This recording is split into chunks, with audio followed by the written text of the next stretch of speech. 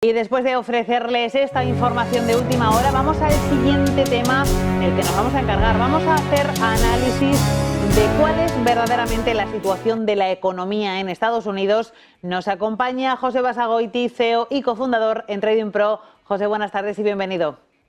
¿Cómo estamos? Un placer. José, vamos a hacer análisis del contexto actual en el que llega la economía de Estados Unidos a esas posibles bajadas de tipos por parte de la Reserva Federal. Vamos a analizar una serie de claves. La primera de ellas, el crédito al consumo. El crédito al consumo sigue subiendo. Entonces, queremos analizar si sigue subiendo porque la gente tiene ganas de seguir gastando o porque la gente no tiene dinero. Pues esa es la gran clave, ¿no? El consumo, sabemos que en economías desarrolladas presenta entre el 65 y el 75% del PIB. Por lo tanto, hay que mirarlo, hay que analizarlo detenidamente. Es clave para saber si finalmente Estados Unidos entrará o no en una recesión, un hard landing, ¿no? Entonces, como bien comentas, en los últimos informes es que el crédito al consumo está subiendo. A priori esto es algo positivo, ¿no? Oye, la gente se quiere endeudar porque quiere consumir para vacaciones o para lo que sea. Ya hay cierta confianza económica y por eso la gente se endeuda, ¿no? No digo que sea positivo, ni mucho menos, ¿no? Pedir un crédito para vacaciones, pero bueno, el caso es que la gente, al fin y al cabo, pues, oye, quiere consumir, ¿no? Quiere actividad económica, ¿no? Otra cosa es que la gente realmente se está endeudando no porque tiene cierta confianza económica o porque quiere seguir un tren de vida alto, sino porque lo necesita, porque tiene que repagar deudas o para afrontar costes de la vida de sus hijos, etcétera, etcétera, ¿no? Esa es la gran clave. Oye, ¿por qué está subiendo el crédito al consumo? Si es por lo primero sería muy positivo, oye, pues hay cierta confianza económica, la gente pues mantiene su nivel de vida y además hay confianza porque la gente se quiere endeudar, ¿no? Pero si es lo segundo, evidentemente es muy malo. Oye, la gente se tiene que endeudar porque lo necesita, es por necesidad, no por confianza, ¿no? Que pagar facturas o, bueno, pues el colegio de los hijos, etcétera, etcétera, y no me da con el salario, con la renta y tengo que endeudarme. Esto sería terrible, ¿no? ¿Cómo salimos de esta? Es una pregunta muy importante y la respuesta, como digo, nos va a dar pues mucha información, insisto, sobre si Estados Unidos realmente acabará con ese soft landing, dice Powell, o irá a una recesión. Yo soy más partidario de la segunda parte, ¿no? Luego diremos el por qué, hay más indicadores, no solo este. Si nosotros miramos los saldos de tesorería de los bancos, de los estadounidenses, están en mínimos. Es decir, no es que haya un ahorro, para nada, ¿no? De hecho, el ahorro se ha evaporado, creció mucho en el COVID, además con las políticas fiscales expansivas, ese helicóptero financiero, ¿no? De hecho, con la política de cheques, ¿no? Directa a los buzones, pues ahí evidentemente el americano medio, la familia ahorró mucho. Bueno, pues toda esa bolsa de ahorro se ha evaporado y ahora los saldos de tesorería de los estadounidenses, pues como digo, están en mínimos, ya por debajo evidentemente del propio COVID-19, por lo tanto, desde mi punto de vista, esto indica que no es que la gente se tenga que endeudar porque no hay ahorro, la renta está estancada, los salarios reales están estancados y la gente tiene que, como digo, pedir créditos para mantener ese nivel de vida o para pagar facturas o repagar deudas, ¿no? Insisto, esto es problemático. Por tanto, un indicador que quizá la primera impresión puede indicar que es positivo, pero si lo analizamos y estripamos, quizá encontremos que no es tan positivo, incluso que puede ser muy negativo, repito, si, no lo tengo claro, evidentemente es una especulación, pero si realmente la gente se está teniendo que endeudar por necesidad, ¿no? Y esto es el planteamiento que yo tengo, ¿no? Entonces, bueno, pues evidentemente cada uno tendrá su premisa y esto sería evidentemente un anticipo de una recesión, que no es el único indicador que lo dice, son muchos ya, pero realmente los economistas hablan mucho de recesión, nunca llega, lo que no quiere decir que no vaya a llegar. Y yo, más o menos, mi timing, que es muy complicado siempre de medir, es que a principios del 25 tendremos estar Estados Unidos en una recesión económica en términos de empleo, en términos técnicos de dos trimestres consecutivos de contracción del PIB, quizá a mediados del 25 lo tengamos. Hablas de recesión, principios mediados del 25. Estábamos analizando ese crédito al consumo. Otra clave que queremos analizar contigo, pues para profundizar en esa posibilidad de recesión en la economía estadounidense el año que viene, es lo que tiene que ver con el déficit público. Estados Unidos está normalizando un déficit público elevado y tú dices que la clave es preguntarse por qué no se están endeudando las empresas privadas. Claro. Bueno, pues efectivamente, ¿no? El crédito realmente, como siempre digo, nos da la pista de todo, ¿no? Fijaros, aquí tenemos luces y sombras, ¿no? El crédito en Estados Unidos, no, o sea, se está desapalancando la empresa privada, como bien comentas, no ven oportunidades de inversión, no quieren realmente seguir invirtiendo para, por ejemplo, CAPEX o I+D, y evidentemente es porque quizá una empresa prefiere atesorar por lo que pueda venir, es decir, es una medida preventiva, ¿no? Claro, este desapalancamiento privado está siendo compensado con el apalancamiento público, por eso vemos estos brutales déficits del Tesoro. De hecho, el mes de agosto fue tremendo, está normalizando ese déficit, y esto como un poco para compensar pues ese desapalancamiento privado, que realmente nos manda una señal muy negativa, y es ¿por qué no quiere invertir la empresa? Esa es la gran pregunta, ¿no? Y lo que los políticos nunca se hacen esa pregunta, ¿no? Y no dan, por tanto, la respuesta, creo que adecuada. ¿Por qué no invierte la empresa? ¿No? Quizá por lo que estamos comentando, que haya miedo a una recesión y se prefiere atesorar. Esto puede ser pues casi una medida de expectativas, o realmente porque hay una sobreregulación, ahora hay mucha burocracia, quizá porque la fiscalidad esté alta, porque no haya proyectos de inversión. Es decir, hay muchas posibilidades y habría que atacar, ¿no?, a esas respuestas, y no tapar, ocultar, maquillar con déficit público esas señales que nos está mandando el sector privado. Pero desde luego tampoco es positivo. Es decir, la empresa privada no se endeuda, el consumidor sí lo hace, pero lo puede estar haciendo por necesidad. Junta las dos manos, es decir, es tremendamente, desde mi punto de vista, peligroso, ¿no? Y además todo esto llega en un contexto donde hemos visto cómo se desinvierte la curva de tipos. La curva de tipos se desinvierte por una razón.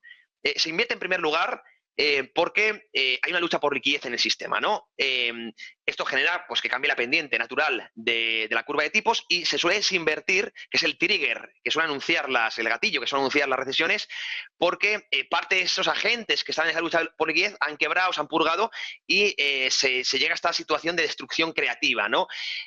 Podemos estar en ese punto. Hila mucho con lo que estamos comentando de que las empresas pues no se estén endeudando, y de que el consumidor, o sea, que esto a su vez lleva a un deterioro del mercado laboral, que lo estamos viendo con los últimos datos de nóminas. A pesar del maquillaje político, el mercado se está enfriando, el mercado laboral se está enfriando, y mucho, y con que el consumidor se quiera endeudar para mantener, para poder pagar los costes. Es decir, todo va muy hilado, está muy correlacionado en esta posible tesis que estoy comentando. Repito, es mi visión, es mi hoja de ruta, cada uno tendrá la suya, yo estoy exponiendo simplemente la mía. Entonces, todo esto nos llevaría a que no están ricitos de oro, como nos está intentando vender Powell o la administración Biden, sino que realmente hay problemas que quizás no sean muy visibles, pero se están rompiendo cosas en la economía, y quizá por eso la Reserva Federal vaya a iniciar el ciclo de recorte de tipos no con 25 puntos básicos, sino con una baja de 50 puntos básicos, que es muy contundente. Y eso lo hace porque realmente hay algo mal en la economía, no porque le dé a Powell de repente por iniciar, ¿no?, de una forma tan agresiva y no más progresiva, ¿no? Puede ser por, como digo, que realmente él vea o tenga información que el consumidor normal no la tenga, y aquí la estamos tratando de exponer. La decisión del miércoles, porque va a dar señales, con lo que haga dará señales sobre ese futuro y sobre esos mensajes quizá tapados que estén dando los datos en Estados Unidos. También correlacionabas la situación real en la que se encuentra la economía de Estados Unidos y la posibilidad de esa recesión con la situación en el Bitcoin. Decías que ciclos de liquidez son iguales a ciclos alcistas en el Bitcoin, y ahora mismo, pues, ¿en qué situación estamos? Bueno, fíjate, porque es muy buena pregunta. Bitcoin nunca se ha enfrentado a una recesión endógena del ciclo. Es decir, sí, sufrió con el COVID, que es una recesión más exógena, ¿no?, por la pandemia, pero hablando del ciclo económico, nunca hemos visto desde el año 2009, recordad que Bitcoin nace después de la gran crisis financiera, nunca hemos visto a Bitcoin enfrentarse a una recesión. Por lo tanto, si finalmente Estados Unidos va a una recesión, que puede ser que sí o puede ser que no, mi tesis es que sí, hay que ver cómo se comporta Bitcoin, ¿no? Bitcoin hasta ahora ha estado muy correlacionado con los activos de riesgo, sobre todo con el Nasdaq más apalancado, ¿no? Entonces, a priori, si vamos a una recesión, es normal que veamos una corrección importante en bolsas. De hecho, esto hay que dejarlo claro. Toda recesión suele venir acompañada con bear markets, ¿no?, con consolidaciones importantes del precio, ¿no? Veremos si Bitcoin ahí sigue correlacionando con el Nasdaq. Por lo tanto, si hay recesión, es normal que vayamos a ver ciertos baches, ¿no?, de Bitcoin. Sin embargo, hay otros analistas que defienden que estamos entrando en un ciclo de liquidez, bien, por parte de todos los bancos centrales del mundo. Liquidez igual a deuda igual a liquidez. Entonces, si realmente se va a inyectar mucha liquidez por parte de bancos centrales, hablamos de China, hablamos de Japón, hablamos de Estados Unidos, obviamente, toda la zona euro, Inglaterra, si empiezan a inyectar liquidez, y entramos en un nuevo ciclo de liquidez donde vamos a ver cómo aumenta la base y la oferta monetaria, realmente también correlaciona con eso. Es decir, tiene una correlación con el Nasdaq, pero a su vez también tiene una correlación importante con la liquidez. Por lo tanto, no tengo la respuesta, ojalá la tuviese, ¿no? Y la quiero ver. O sea, nos va a enseñar mucho a ver cómo actúa Bitcoin, que a priori no es un activo de riesgo, es una reserva patrimonial. Por lo tanto, insisto, a priori, no debería ser mala una recesión, porque la gente quiere atesorar en activos líquidos, además fuera de las garras del gobierno. Pero, claro, como mantienes esa correlación, pues está esa simple duda, ¿no? Por un lado, la recesión debería ser bajista para Bitcoin, pues esa correlación con los activos de riesgo, pero por otro lado, si la recesión lleva a un nuevo ciclo de liquidez de todos los bancos centrales, porque realmente, ¿cómo se contestan los enfrentamientos económicos? Pues con QEs, con políticas de demanda, con políticas de liquidez, políticas fiscales también. Entonces, entremos en un nuevo ciclo. Esto lo defiende Michael Howell, que es un economista muy interesante estadounidense, y dice que si realmente vamos a un nuevo ciclo de liquidez, pues vamos a tener un nuevo bull run tremendo de Bitcoin, ¿no? Entonces está esa gran disyuntiva. También le hago la pregunta a todos los espectadores qué piensan, ¿no? Porque no tengo la respuesta. Insisto, ojalá la tuviera. No tengo la bola de cristal, no soy futurólogo, pero realmente como economista y como inversor, pues me interesa mucho ver en próximos trimestres pues cómo va a responder Bitcoin ante un ciclo económico que nunca ha vivido. Es un activo muy joven, entonces nos va a dar muchas pistas, ¿no? Ojalá yo, si ya tengo una carta de los Reyes Magos, se descorrelacione de los activos de riesgo y podamos ver caer, por ejemplo, al Nasdaq y subir al Bitcoin. Eso le daría mucho valor como activo, como reserva patrimonial a la criptomoneda. Un último asunto que quería tratar contigo, José Basagoiti, es el último tema, y es que los inversores no están huyendo de los bonos basura al no ver aún riesgos crediticios. Sí, hemos hablado de posible recesión. Quizá el último gran indicador que quede por saltar, porque el resto lo tenemos, ventas minoristas en claro estancamiento, tenemos cómo se acumulan también el ciclo de inventario, los stocks en las empresas, es decir, la demanda está cayendo.